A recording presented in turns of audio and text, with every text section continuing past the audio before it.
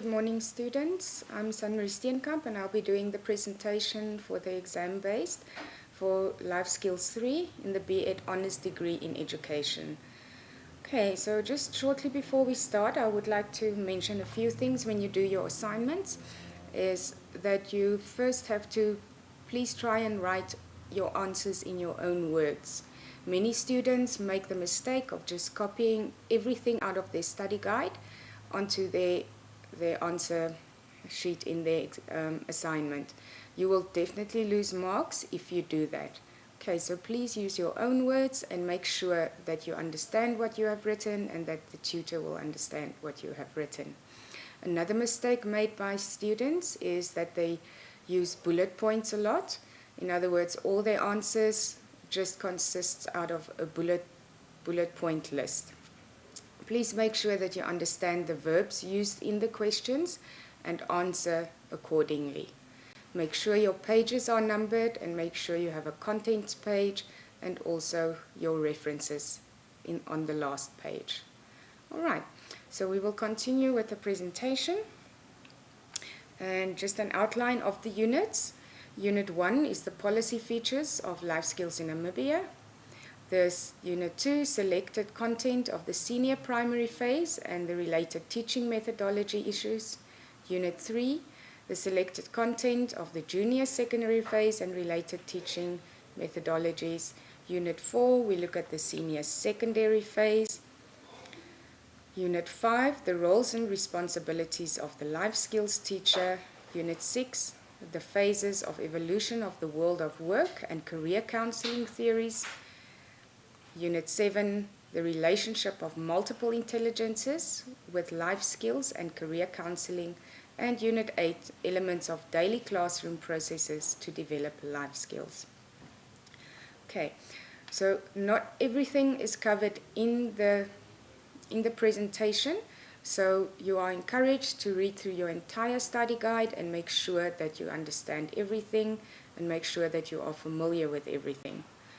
Also, with the presentation, some things will be answered shortly and some things a bit longer, but still make sure that you know everything under these categories. All right, so domains in the current senior primary and senior secondary life skills syllabus.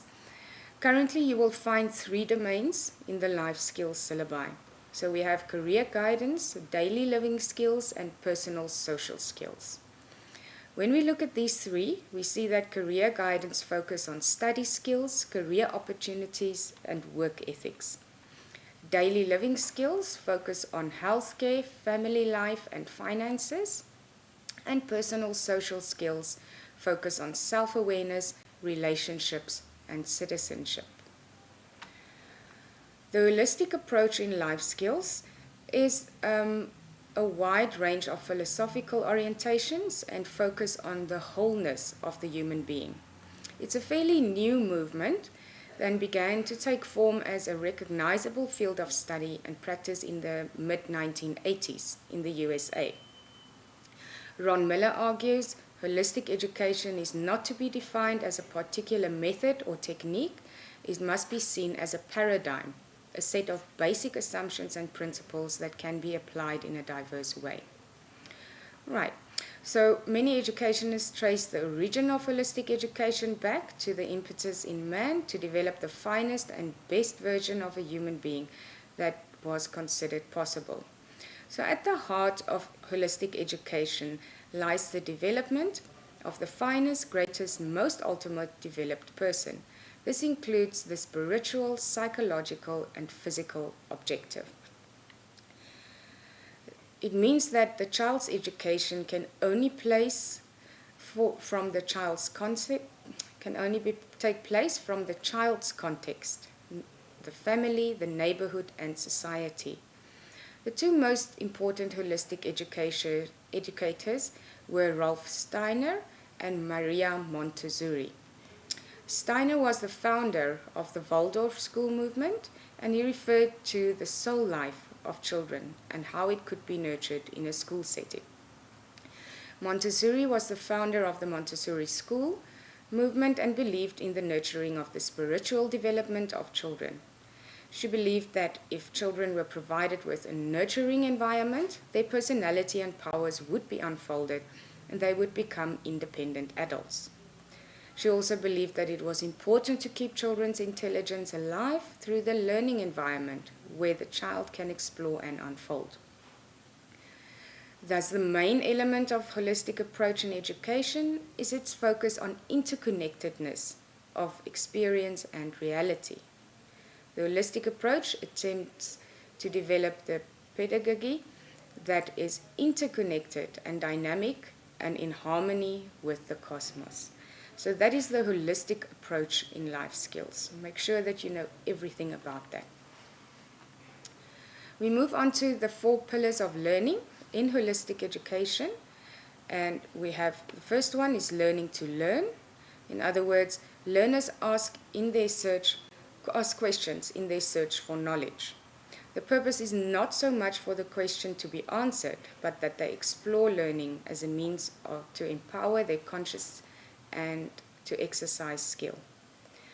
Teachers ask questions to exercise learners' skills, to give attention, to listen, to perceive, and to develop curiosity, intuitiveness, and creativity. Learners develop the ability to direct and take responsibility for their own learning, for keeping up to date with what is going on.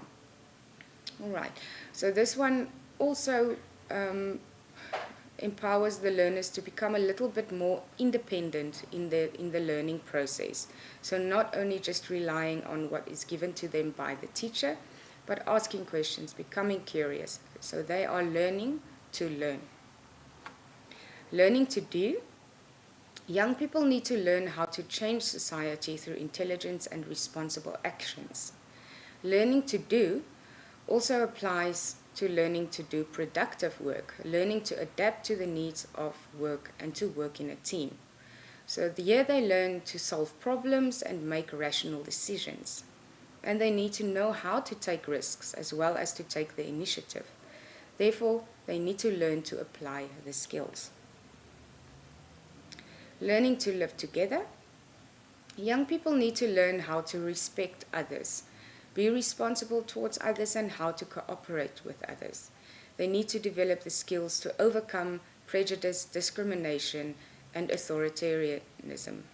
They need to discover differences in others and find ways to share purposes over life. They need to develop empathy and acceptable social skills, caring and sharing, and respect for other people, cultures, and their value systems. They need to learn how to solve conflict through dialogue, and thus they are learning to live together. Learning to be. People need to discover the true nature of being human. This goes beyond the psychic and is learning to belong to the whole. It is a process to discover human values and inner wisdom through self-knowledge. Learning to be may also be interpreted as learning to be human through acquiring skills and values conducive to one's development of a personality, intelligence, culture, and morals. To develop these skills, the curriculum needs to promote creativity. Human values need to be strengthened, and a person's memory, reasoning, aesthetic senses, and physical skills need to be practiced. Those are the 4 pillars of learning. And we move on to the different resources to capture the interest of learners. Okay, so if you want to draw the attention of learners and keep their interest on the work, there are certain kind of activities and ways and methods that you can use to do that. So here are a few. Discussion groups, investigate, to create, to interact with each other, use worksheets, vocabulary, learning different words, task analysis through role play, practicing in real situations, social stories, and then group work. Move on to the learner-centered paradigm, and this paradigm is instruction that changes from the teacher-centered and content-driven to learner-centered and learning process-driven. So here the learners are really engaged in the experience of learning. Not only do they learn the content, but they are also engaged on the process of how to learn and develop lifelong learning skills. And you can see how this fits in with learning to learn and learning to do. They are active participants in the lessons. The teachers become less of an instructor and more of a facilitator, where the learners communicate and take responsibility for the learning process. Again, they become more independent when they do that.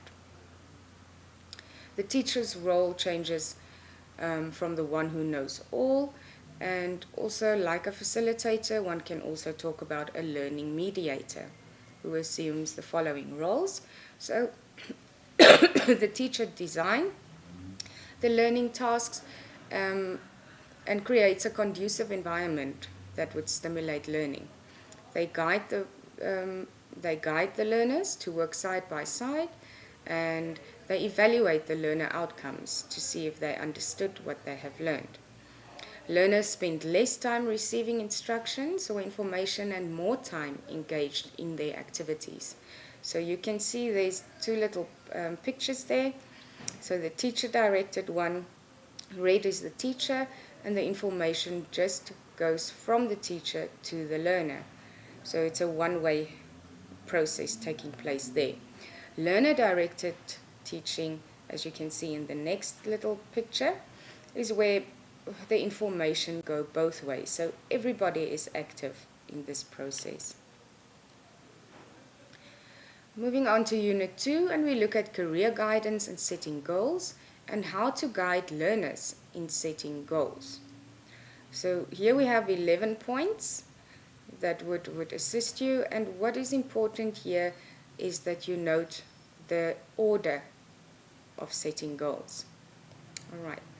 You cannot start with number 7 and then with number 1. You need to have it in this specific order.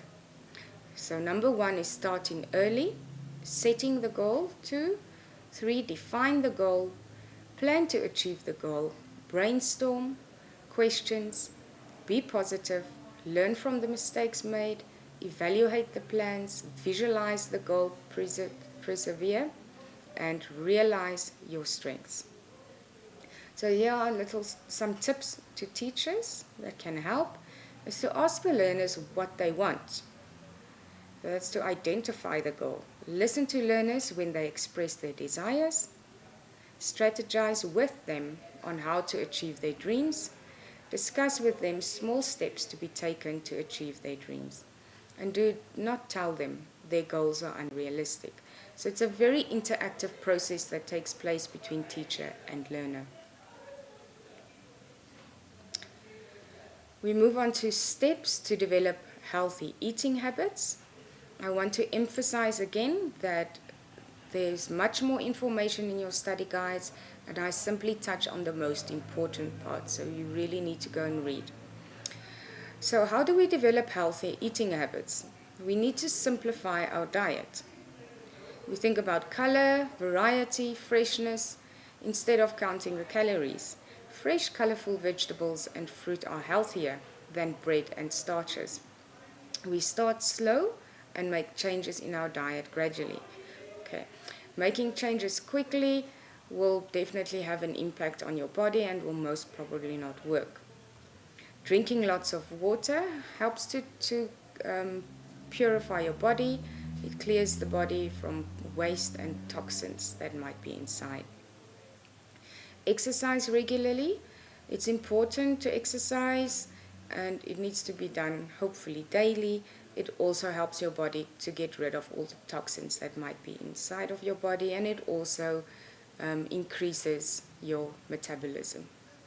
Eating healthy is about eating moderately. Okay, moderately means that you don't overeat or that you don't eat too little. So finding the right amount to eat is good. Okay, we move on to assertiveness, passiveness, and aggressiveness, and we're going to look at the differences between these type of assertiveness methods. So being assertive, I'm sorry, I'm seeing there's a problem here. that I put the aggressiveness is twice. So please just ignore that. So we're just going to look at passiveness and aggressiveness. I'll shortly talk about assertiveness. Passive people tend to act passive, and often it's due to a lack of confidence. In other words, they don't really speak up to say how they feel. They agree with the wishes of others, so they don't take their own point of view into account.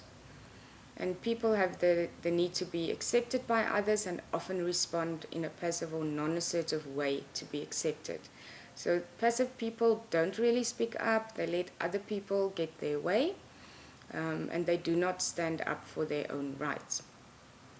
Aggressive people often have the need to show themselves. They are very loud, they can, they can create conflict situations, they don't hear other people's point of view, and they just want to get their own way. They also might be very intimidating and also bombastic. All right, so assertive people are the opposite of passive and aggressive people. They have a way to get their point of view across without appearing aggressive. They allow the other people or the other party to also say their point of view. They listen to them, and they think about what should be the ideal win-win situation and outcome for both parties involved. So that would be the ideal way to be assertive. Okay. Signs that could indicate that someone has depression. So we're moving on to a little bit more about mental health and mood. So signs that could indicate that someone has depression. Here are some of the signs, although it's not all of them. But also with learners, it's important for the life skills teacher to be aware of these symptoms or signs. Some of the learners might also be depressed, and you do not want to that to go unnoticed. So tiredness is a big one. Struggle to sleep or too much sleep, irritable and annoyed all the time, a feeling of numbness. So that's not a physical numbness, that's an emotional numbness. Eating disorders.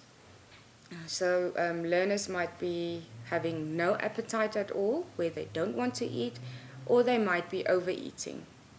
A struggle to concentrate, so that one can notice in class. Learners might drift off into daydreaming. Stomach aches and headaches. This is very common among the younger learners, where they experience stomach aches and headaches very regularly. Chest pains, feeling that life is hopeless and feeling that no one cares anymore. So they might appear very negative in general about life. Effects of bullying on learners, and this happens on a daily basis in our schools, and bullying is still not taken very seriously in our classes. Many people who have been bullied while at school still feel the effects of bullying they receive. So even though you may have been bullied in school 10, 20 years ago, you can still have leftover effects of that bullying. Some of the short-term effects include stress, depression, anxiety, anger, dropout of school, feeling of worthlessness, and suicide. Long-term effects, constant feeling of insecurity, a lack of trust in others, extreme sensitivity, mental illness, and revenge. Okay.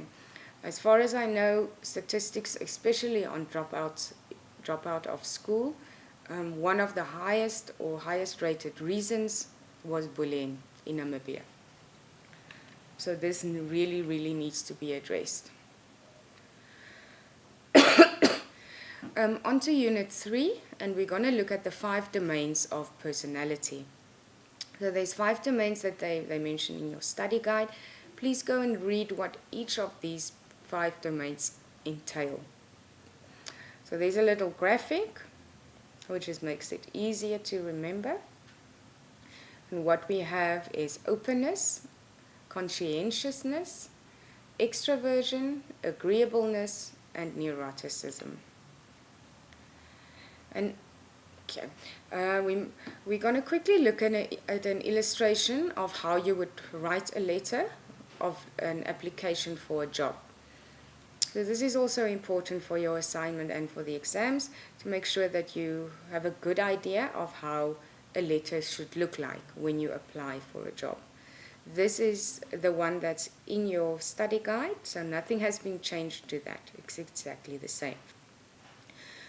So on top of your letter, you have the phone number of the person to whom you are going to send the job application letter. On the right-hand side of the letter, you have the address of the person or company. Sorry, you have sorry, let me just start again. On top of the letter, you're going to write your phone number and your email. So your information comes on top of the letter. So on the left-hand side, you have your phone number and email. On the right-hand side, your postal address. What follows after that is the address of the company to whom you are applying. This is followed by a short introduction that you want to apply for this job, and you need to fill in where it was advertised and on what date.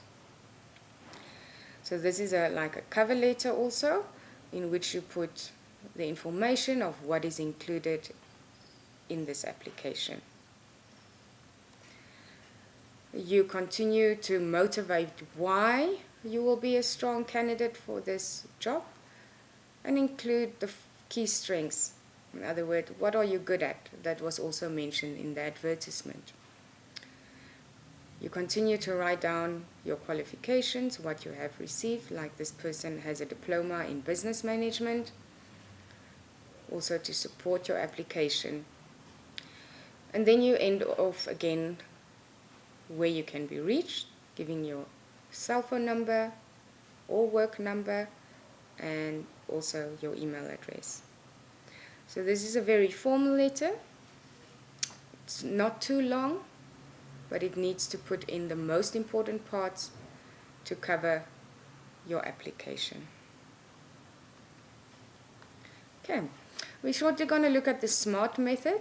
I'm not going to read through everything. I'm just going to look at the acronym, but make sure that you read through and that you understand what each of these letters stand for and what they entail. So the SMART method is a method to create goals. It's a mnemonic used by life coaches, motivators, and educators for a system or goal setting and achievement. So the S is for being specific.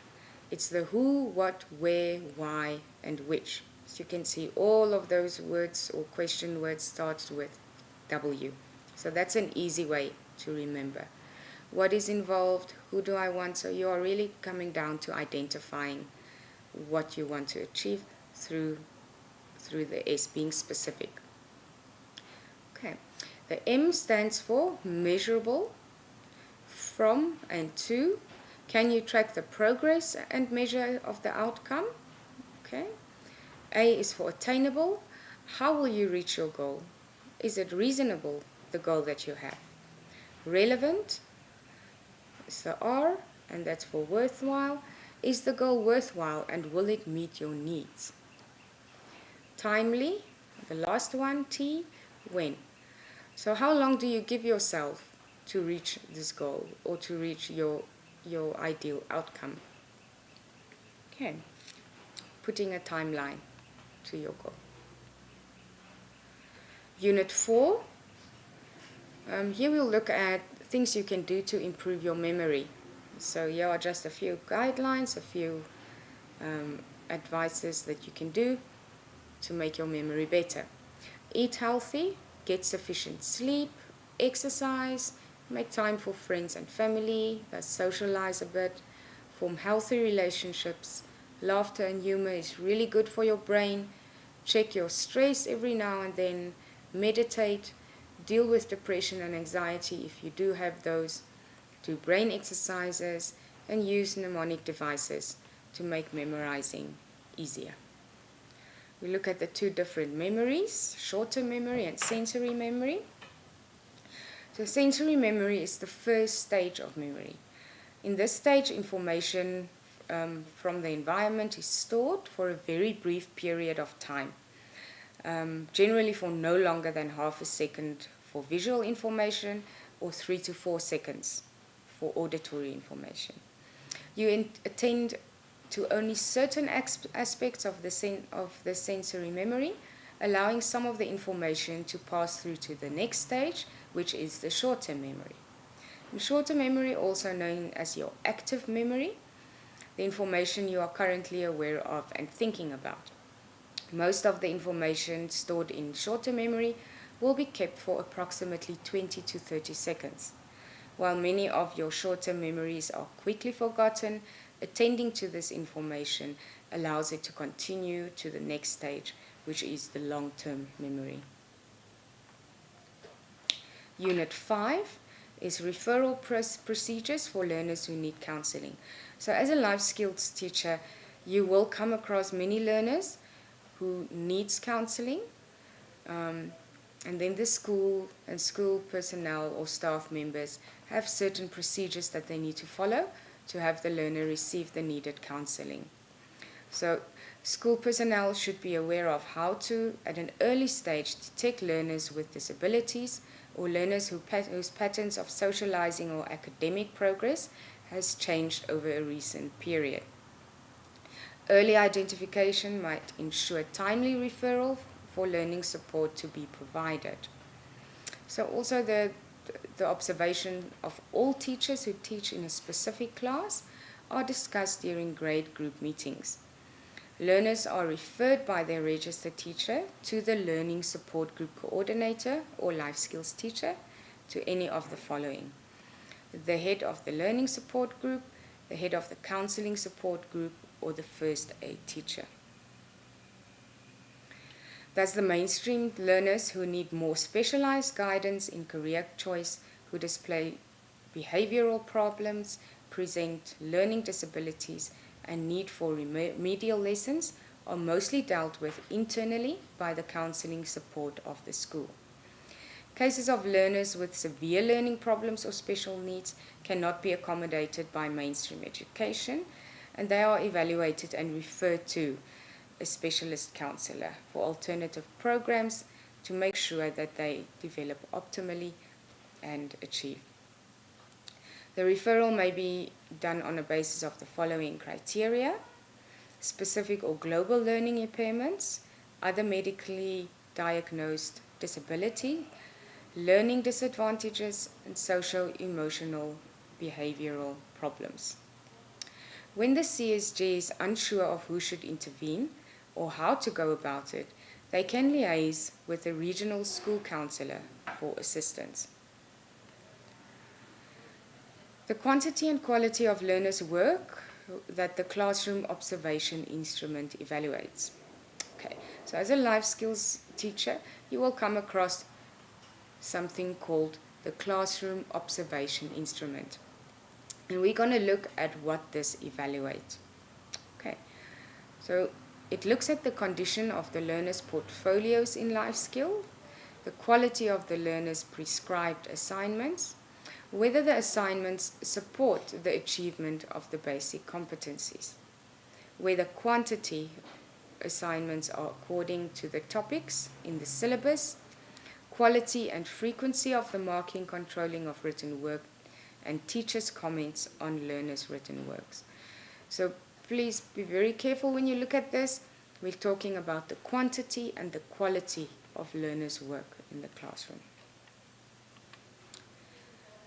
The aims of the My Future is My Choice program.